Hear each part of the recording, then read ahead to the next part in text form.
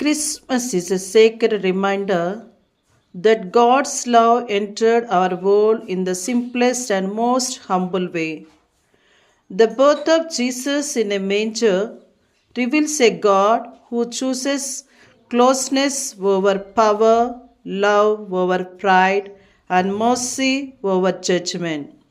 In the silence of Bethlehem, heaven touched earth and hope was born for all humanity.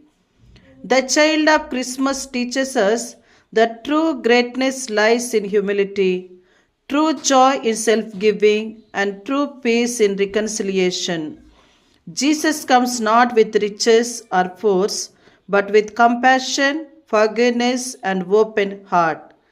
His coming invites us to renew our faith, to heal broken relationships, and to become instruments of love and peace in our families and communities.